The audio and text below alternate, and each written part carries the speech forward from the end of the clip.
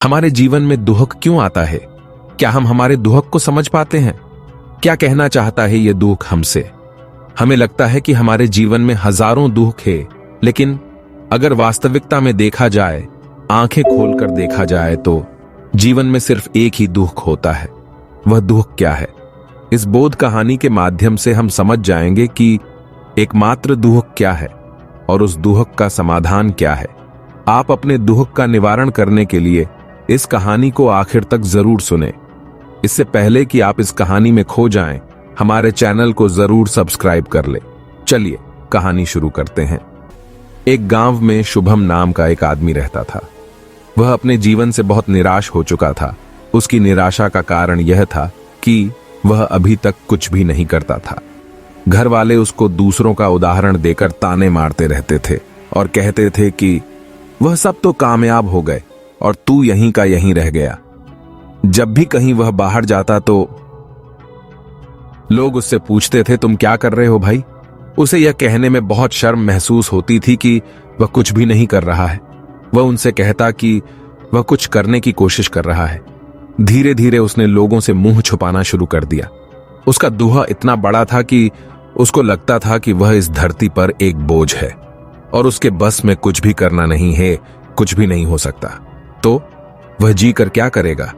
उसे मर जाना चाहिए। वह अकेले में बैठकर रोता और भगवान को दोष देता रहता। एक दिन उसने अपने नगर में एक गुरु को देखा जो दुख के ऊपर प्रवचन दे रहे थे। गुरु कह रहे थे कि दुख एक गुरु की तरह होता है जो जीवन के बारे में समझाता है, आपको जीने का सही तरीका बताता है।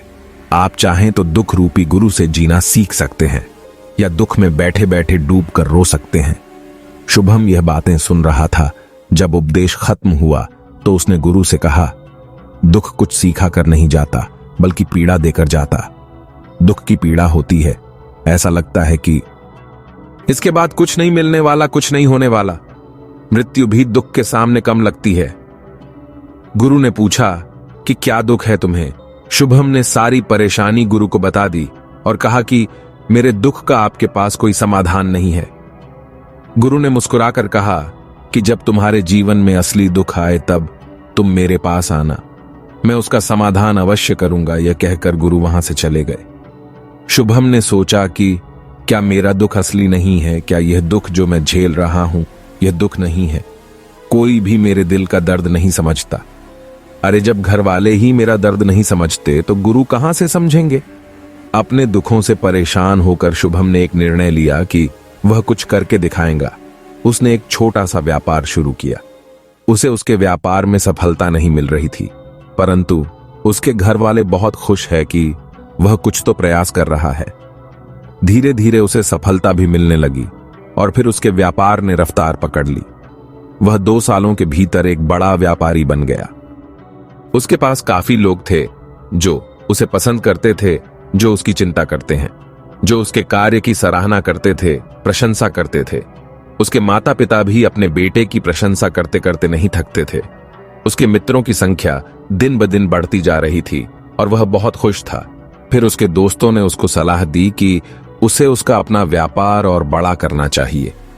जब वह व्यापारी बनकर इतना कुछ कर रहा है तो सोचो, तुम इस नगर के सबसे बड़े व्यापारी बन जाओगे, इस राज्य के सबसे बड़े व्यापारी बन जाओगे तो कितना सुख होगा। तुम्हारे जीवन में कितने लोग तुमसे जुड़ेंगे, चारों तरफ तुम्हारा यश फैलेगा, स्वयं राजा भी तुम्हारी तारीफ करेंगे और जरूरत पड़ने पर तुमसे ही धन उधार लेंगे। यह बात शुभम के मन में बैठ गई। अब वो और ज्यादा मेहनत करने लगा, लेकिन उसे यह सब बहुत जल्दी चाहिए था। ज्यादा समय इसमें बर्बाद नहीं करना चाहता था, इसलिए उसने कुछ ऐसे काम किए जो उचित नहीं थे। उसने बहुत बड़ी मात्रा में धन उधार ले लिया और वह वहीं नहीं पर नहीं रुका। ज्यादा मुनाफा कमाने के चक्कर में उसने अपने माल की गुणवत्ता खराब कर दी। उसके मित्र जैसा उसको कहते थे वैसा ही वह करता रहा। दूसरे व्यापारियों के खिलाफ उसने षड्यंत्र भी रचना शुरू कर दिया। अब उसके जीवन का सुकून कहीं चला गया था। उसे अब रातों में नींद नहीं आती थी। वह हमेशा कुछ उधेड़ बुन में लगा रहता था। सुख साधन की सारी वस्तुएं होने के बाद भी उसे किसी चीज में सुख नहीं मिल रहा था। एक दिन जब शुभम अपने रथ में बैठकर एक मार्ग से जा रहा था, रास्ते में उसने उसी गुरु का आश्रम देखा। वह गुरु के पास पहुंचा और कहा, गुरुदेव, आपने कहा था कि असली दुख आए तब मेरे पास आना।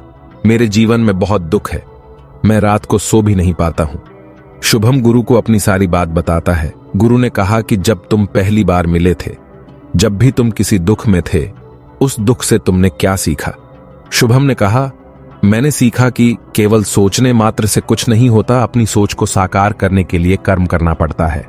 और केवल कर्म करने से कुछ नहीं होता, कर्म को अपने अंतिम पड़ाव तक ले जाना आवश्यक होता है।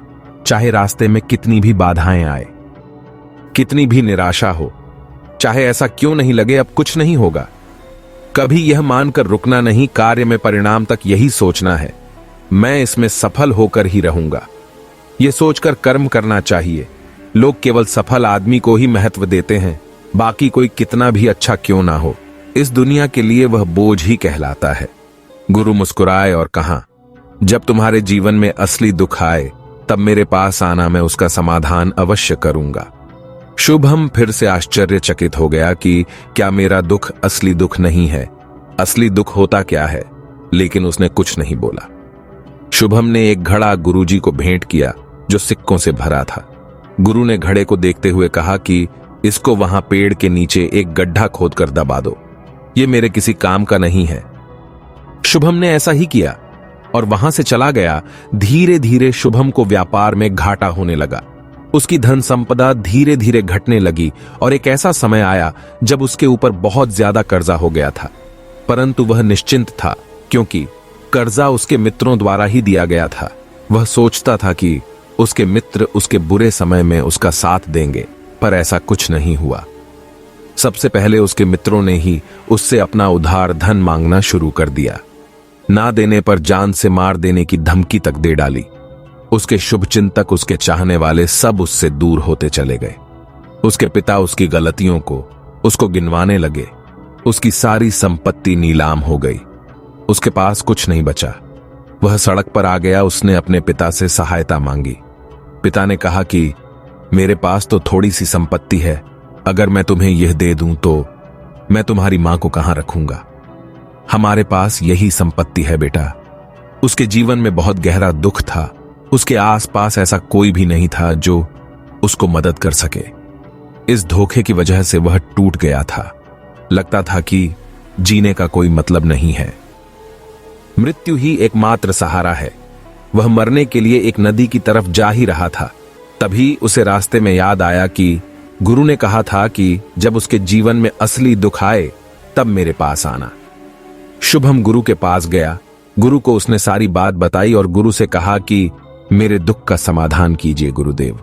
गुरु ने कहा कि जब तुम्हारे पास असली दुख आए तभी मेरे पास आना, मैं उसका समाधान अवश्य कर दूंगा। शुभम ने कहा कि असली दुख, असली दुख क्या होता है यह असली दुख? शुभम ने गुरु से कहा कि गुरुदेव, मेरे जीवन में जो घट रहा है क्या वह असली दुख नहीं है? गुरु ने कहा कि पहले तुम यह बताओ, तुमने अपने दुख से क्या सीखा है?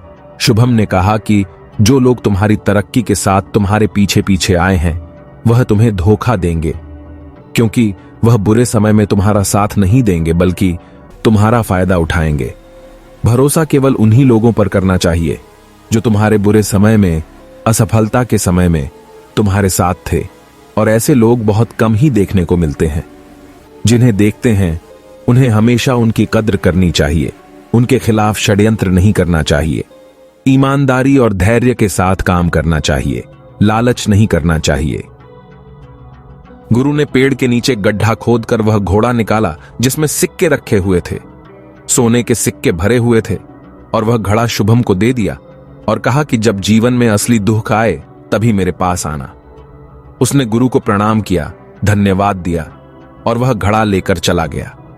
उस दिन से उसने दोबारा व्यापार शुरू किया और अब वह छोटा सा व्यापारी बनकर भी खुश था।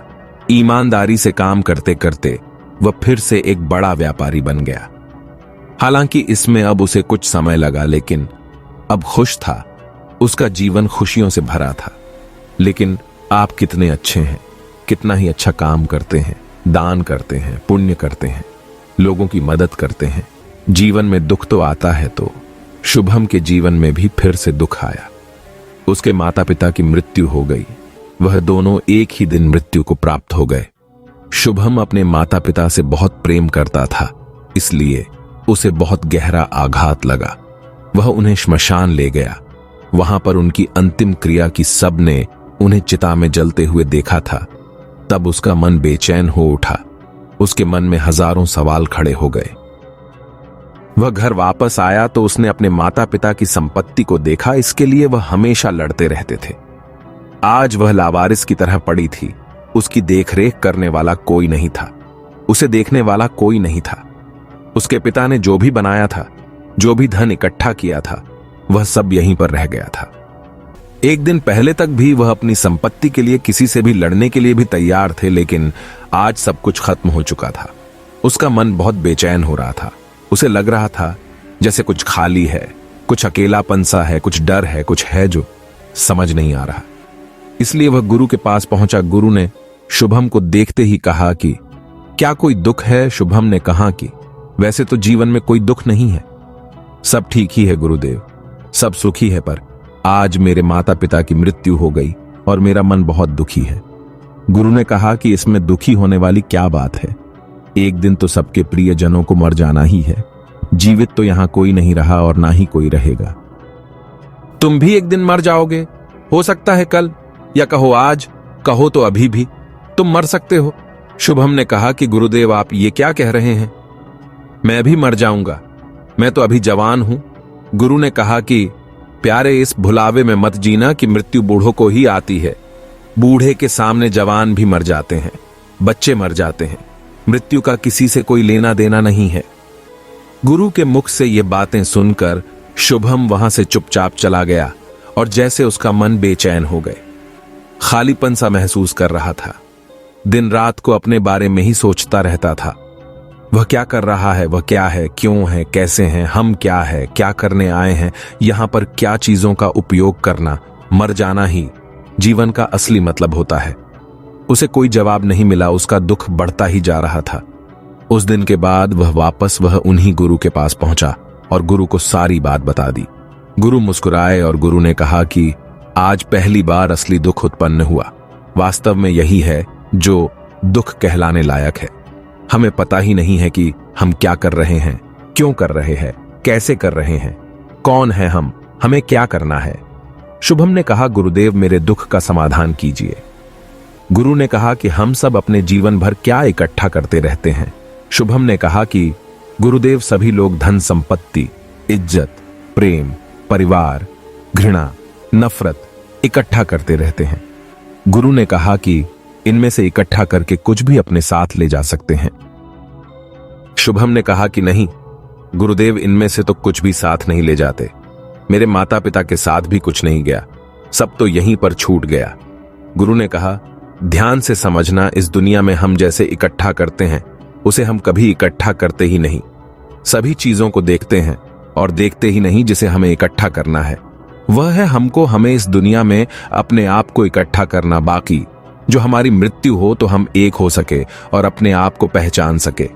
हम बैठे हुए हैं प्रेम में, नफरत में, क्रोध में, पद में, धन में, संपत्ति में, ईमान में, मर्यादा में, प्रतिष्ठा में, सम्मान में, पहचान में, धर्म में, जाति में, दूसरों को लूटने में और अपने आप को लुटाने में, और ऐसे ही हजारों लाखों वासनाओं में बटे पड़े हैं।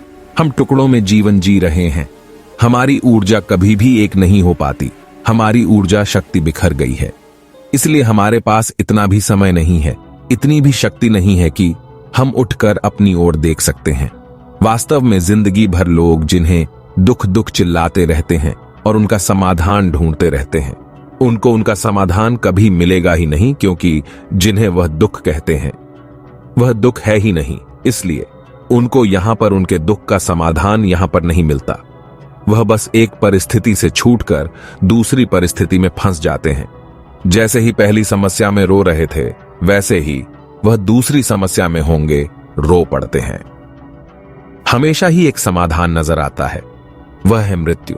वह भी कोई समाधान नहीं है। इसीलिए इन सब का यदि परम समाधान चाहिए तो अपने आप को इकट्ठा करो, अपनी ऊर्जा को इस संसार से वापस खींचो, उसे एकत्रित करो, अपने ऊपर ध्यान दो। अपने पर ध्यान लगाओ, मृत्यु से पहले अपने आप को पहचान लो। ऐसे ही बिखरे हुए मत रहो, ऐसे ही बिखरे हुए मत चले जाना।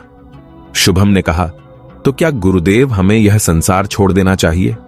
अपनी इच्छाओं को मार देना चाहिए, धन संपत्ति इकट्ठी नहीं करनी चाहिए, हमें यहां पर किसी से प्रेम भी नहीं करना चाहिए। गुरु ने कहा, तुम्हारी सब इच्छा, काम इच्छा, वासना ऐसे ही निकलती है जैसे ऊपर से पानी की बरसात हो रही है। उस पर बादलों का कोई नियंत्रण ही नहीं है, सिवाय देखने के और परेशान होने के। जब तुम एकत्रित हो जाते हो, जो भी तुम करते हो वह सब नियंत्रण में रहता है। इच्छाएं भी तुम्हारी इच्छा से निकलती है। शुभम ने कहा, गुरुदेव, आपने मेरे सच्चे दुख का निवारण कर दिया है। आपका बहुत आभारी हूं। अब मैं अपने आप को एकत्रित करूंगा। गुरुदेव, मानव शरीर में बहुत ऊर्जा है, बहुत शक्ति है। वह शक्ति बेकार की चीजों में बैठ करके रह गई है, व्यर्थ की चीजों में लगी रहती है। दोस्तों, हम अक्सर ऊपर वाले से सवाल करते हैं कि हमारे जीवन में आखिर इतने दुख क्यों हैं? हम सभी के मन में यह सवाल उठता है।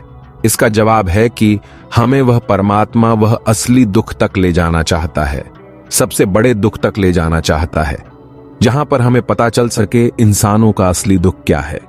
और बहुत दुख है अपने आप को ना पहचान पाना, अपनी शक्तियों को ना पहचान पाना। अपने आप को इकट्ठा नहीं कर पाएंगे तो अपने आप पर नियंत्रण में नहीं होगा। हमारे जीवन में यह दुख होता है, लेकिन इस दुख को ना देखते हुए हम सभी प्रकार के दुखों को देखते हैं, लेकिन इस दुख पर हमारा कभी ध्यान ही नहीं जाता। और वास्तव में होना ही चाहिए कि हमारे जीवन में जब कभी दुख आए, तुम्हारी सोच जानी चाहिए तुम्हें, मैं क्यों हूं, मैं क्या हूं। और जब यह एकमात्र जो आपको आपके जीवन में नजर आता है, तब आप ध्यान की तरफ बढ़ते हैं, जब आप अपने आप को खोजने की तरफ चलते हैं। तो दोस्तों, कैसी लगी आपको यह कहानी? धन्यवाद।